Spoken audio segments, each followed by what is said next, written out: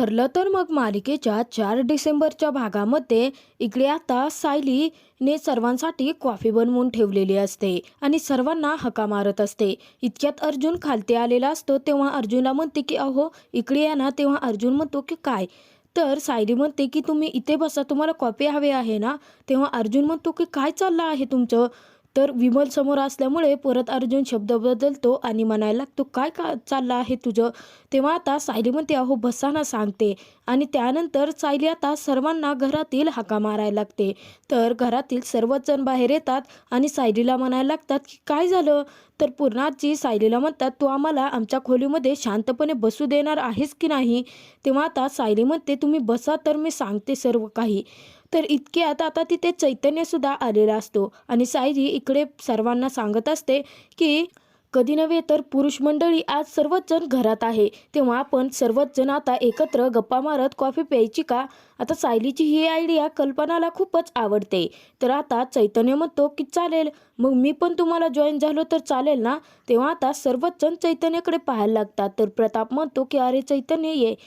तर चैतन्य सांगतो की अश्विन कुठे आहे, मी जरा अश्विनला भेटून आलो. त्यानंतर अर्जुन चैतन्यला सांगतो की अश्विन त्याच्या रूममध्ये आहे. तर आता पूर्णा आजी म्हणते की माझी कॉफी तुम्ही आतच पाठवून द्या, मी माझ्या रूममध्ये जाऊन बसते. तेव्हा आता कल्पना म्हणते अहो पूर्णाई, सायली पूर्वीसारखं आपल्या घरातील वातावरण करण्यासाठी किती धडपड करते, आपण पण तिला साथ देऊयात ना. तेव्हा आता अस्मिता मुद्दामच सायलीला टोमणा मारत म्हणते की आता सर्व काही ही सरळ करणार आहे का, आता सर्वांनी हिचंच काही ऐकायचं का. तेव्हा आता प्रताप अस्मिताला म्हणतो अगं अस्मिता, सर्वांसोबत एकमेकांसोबत आता गप्पा मारलं तर आपला पण मूड चांगला होईल ना. आणि अश्विनला सुद्धा वाटेल आपण सर्वजण गप्पा मारतोय म्हटल्यानंतर तोही बाहेर येईल, आपल्याशी गप्पा मारेल, त्याचाही मूड चांगला होईल. तेव्हा आता प्रताप विमलला सर्वांसाठी कॉफी आणायला लावतो.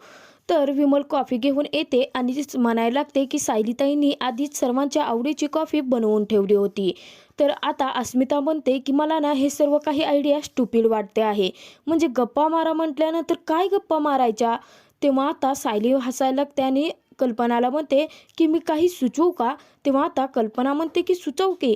तर सायली कल्पनाला म्हणत असते की आई बाबा तुम्ही दोघं एकमेकांसाठी किती महत्त्वाचे आहात हे मी लग्न झाल्यापासून पाहते आहे. परंतु लग्नानंतर जोडीदार तुमचा सवयीचा होऊन जात असेल ना. म्हणजे जोडीदाराने आपल्यासाठी आत्तापर्यंत किती आणि काय केलं हे आपण विसरून नकळत विसरून जात असतो ना. सायली म्हणते आई बाबा फक्त तुमच्याकडूनच नाही परंतु मला सर्वांकडून ऐकायला आवडेल की तुमच्या जोडीदारांचं तुमच्या आयुष्यामध्ये काय स्थान आहे. लग्न आणि प्रेम या विषयासंदर्भात तुम्हाला नक्की काय वाटतं. खरं तर सायलीला आता अर्जुनच्या मनातील ही शंका दूर करायची असते, म्हणूनच सायलीने हा भन्नाट आयडियाचा घाट घातलेला असतो. तर इकडे किल्लेदारांच्या घरी आता विपुल आणि त्याचे आई बाबा आलेले असतात. तेव्हा नागराज आणि रविराज दोघेही त्यांच्यासोबत गप्पा मारत असतात. तर प्रिया मात्र तिकडे खूपच चिडचिड करायला लागलेली असते. ती म्हणते की माझ्या आयुष्यातले माता म्हातारी तर वाढतच चालले आहे आणि हा नागराज सुद्धा आता काहीही कामाचा राहिलेलाच नाही आहे. तेव्हा आता नागराजला प्रिया फोन करते, परंतु आता सर्वच जण समोर असल्याने नागराज फोन कट करतो. तर विपुलची आई म्हणत असते रविराजांना की तन्वी आणि विपुलचा जोडा अगदीच शोभून दिसे. तर इकडे प्रिया आता नागराजने फोन कट केल्यामुळे चिडचिड करायला लागते आणि म्हणते की हा नागराज एकाच वेळी माझ्या डोक्यावरही बसतो आणि माझ्या डोक्यातही जातो. तर इकडे आता पूर्णाजी हे असलं काहीतरी मला बोलायचंच नाहीये या विषयावरती असं म्हणून नकार द्यायला लागते. तर सायली आता पूर्णाजीला विनंती करत म्हणते की पूर्णाजी मला तर आजोबांबद्दल अजून काही माहिती सुद्धा नाहीये, तेव्हा तुम्ही सांगा ना प्लीज. तर प्रताप सुद्धा म्हणतो की अगं पूर्णाई तू बोल ना, कारण बाबा गेल्यापासून तू त्यांच्याविषयी काही बोललीच नाही, हा विषय तुझ्यासाठी बंदच झाल्यासारखा झाला आहे. तर आता पूर्णाजी सर्व काही सांगायला लागते. पूर्णाजी म्हणते की प्रतापला तुझे बाबा गेल्यानंतर मला तुझ्या पाठीशी खंबीरपणे उभं राहायचं होतं ना. मग त्यांची आठवण काढून त्यांच्या आठवणीत कुडत बसायला मला कधी वेळच नाही मिळाला. तर अर्जुन आता म्हणायला लागतो ते खूप डॅशिंग होते ना पूर्णाजी. त्यानंतर पूर्णाजी पुढे सांगायला लागते की मी ज्यावेळी लग्न करून या घरात आले होते ना तेव्हा मी अगदी त्यांच्या विरुद्ध होते, म्हणजे लाजरी बुजरी घरात राहणारी. तेव्हा त्यांनी मला सक्षम बनवलं. त्यांनी मला सांगितलं की जर तू अशीच लाजत राहिली आणि खंबीरपणे उभी नाही राहिली तर मग तुझ्या शिक्षणाचा काय उपयोग आहे. आणि हळूहळू त्यांनीच मला त्यांच्या बिझनेसमध्ये सामील करून घेतलं, निर्णय घ्यायला शिकवले. आता पूर्णाजी सांगत असताना अर्जुन, सायली, बाकीचे सर्वच जण आता खूप आतुरतेने पूर्णाची पुढे काय सांगते हे ऐकत असतात. तर त्याचवेळी चैतन्य खूप अचंबित होतो आणि म्हणायला लागतो, वाव, त्या काळी एका नवऱ्याने आपल्या बायकोसाठी इतकं सर्व काही केलं, खरंच ते सिम्पली ग्रेट होते. तेव्हा आता इकडून अश्विना मात्र आता सर्व बोलणं ऐकायला लागलेला असतो. तर त्यानंतर पूर्णाजी सांगते की तुम्हाला एक गंमत सांगते मी. तर अस्मिता म्हणते, सांग ना पूर्णाजी. आणि अस्मितासुद्धा आता पूर्णाजीच्या पायापाशी बसते खालती. तेव्हा आता पूर्णाजी सांगायला लागते की आपल्या घरी ना एक स्कूटर होती आणि प्रत्येक वेळी ते मला म्हणायचे की तू ही स्कूटर चालवायला शिक, परंतु मी मात्र स्कूटरवरती पाठीमागे बसूनच खूप खुश असायचे. परंतु त्यांनी मला एके दिवशी स्कूटर चालवायला शिकवलीच. म्हणजे मला पुढे बसवलं आणि पाठीमागून बसून माझे हात धरले आणि अखेर मला त्यांनी स्कूटर चालवायला शिकवली.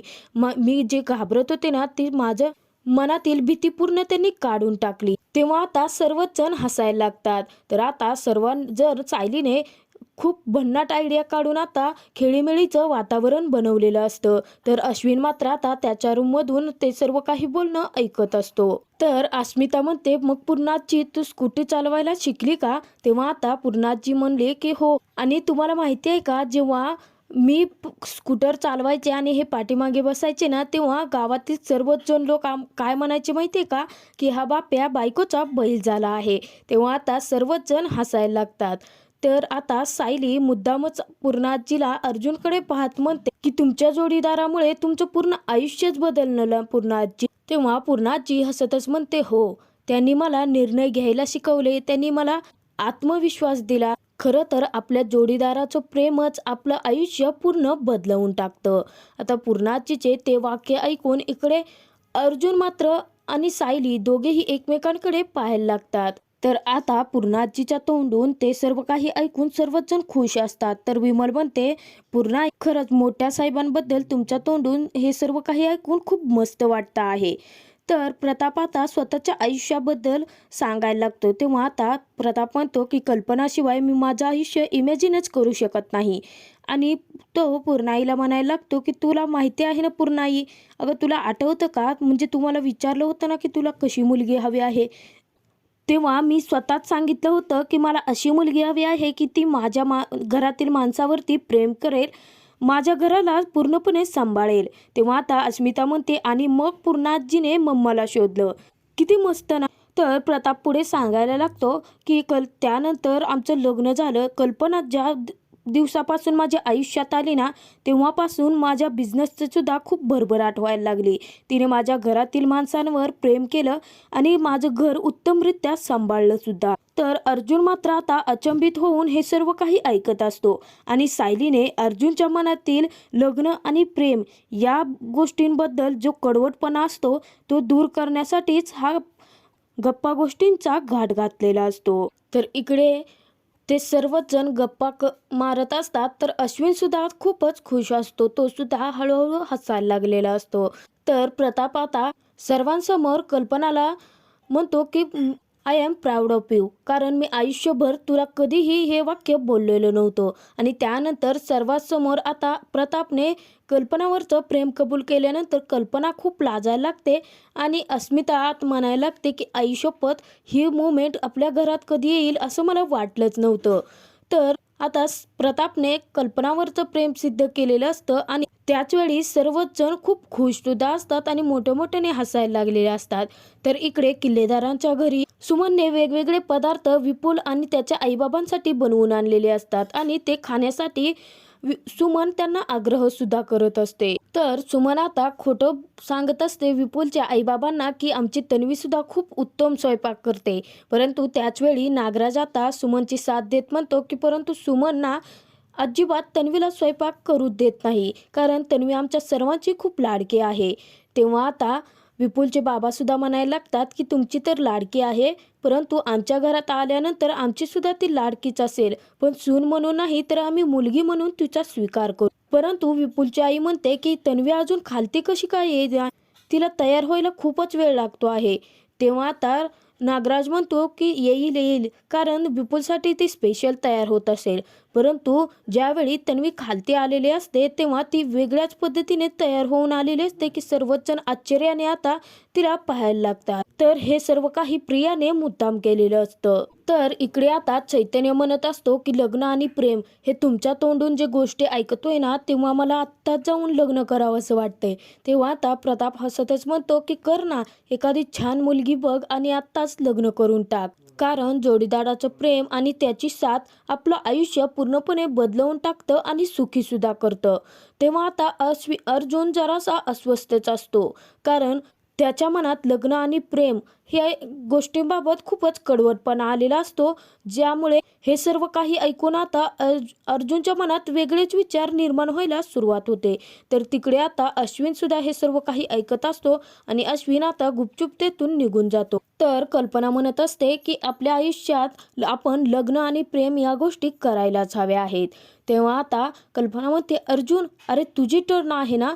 तर सायली अर्जुनकडे पाहायला लागते. तर अर्जुन आता खूप मनात विचार करत असतो आणि तो सायलीकडे पाहायला लागतो आणि सायलीकडे पाहून आता सायली त्याच्याकडे पाहते म्हटल्यानंतर तो नजर चोरायला लागतो. तर अर्जुन आता तिथे काहीच बोलत नाही आणि तेथून उठून जातो. तेव्हा आता अस्मिता मुद्दामच म्हणते, आज तर कमालच झाली ना. एरवी बायको बायको करणारा अर्जुन आज मात्र शांतपणे निघून गेला. सायलीबद्दल तर काही त्याने बोललाच नाही.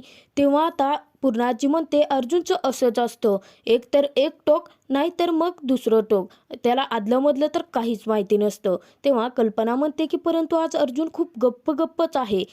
मला असं वाटतं की त्याला कामाचं खूपच टेन्शन असेल. तेव्हा अस्मिता मनात विचार करत म्हणते, मम्मा अगं ते कारण नाहीच आहे. कारण मला नक्की त्याचं कारण माहिती आहे. कारण सायली त्याची खरी जोडीदार नाहीच आहे. म्हणून तर तो आज तिच्याबद्दल काही न बोलता आपल्या समोरून निघून गेला. तर आता पूर्णाजी म्हणत असते, झाली ना कॉफी पिऊन, चला मग आपापल्या कामाला लागूयात.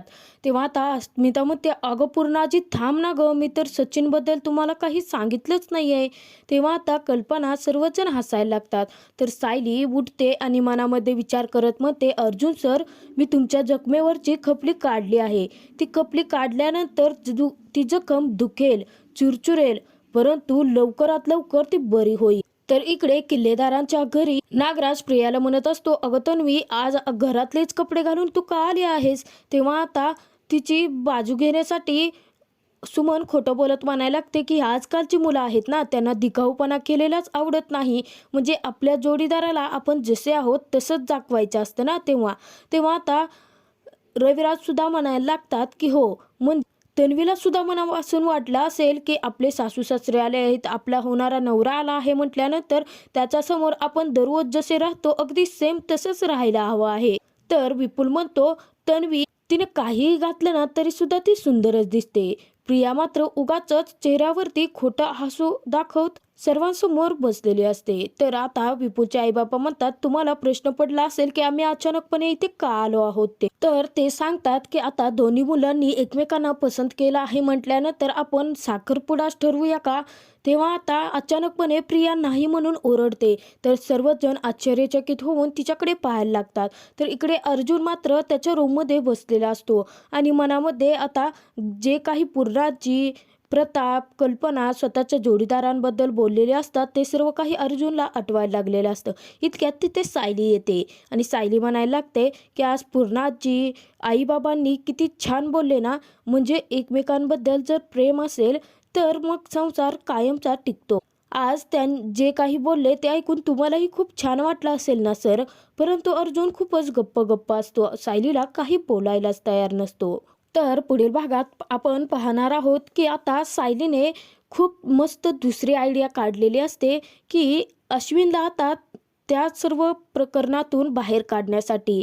तर इकडे आता सर्वच जण अश्विन, अर्जुन या अस्मिता यांच्या लहानपणीच्या व्हिडिओ पाहत असतात. तेव्हा अश्विन बाहेर येतो आणि त्यानंतर अश्विन सर्वांसोबत बसलेला असतो. तर सायलीच्या डोळ्यातून पाणी आलेलं असतं आणि सायली सर्वांसमोर अश्विन आणि अर्जुनला म्हणायला लागते की माझ्या नशिबात तर आईबाबांचं प्रेम नव्हतंच, परंतु तुमच्या नशिबात आहे. मग जगातील एक व्यक्ती जर तुम्हाला सोडून गेली तर तुम्ही तुमच्या आईवडिलांचं प्रेम का नाकारताय.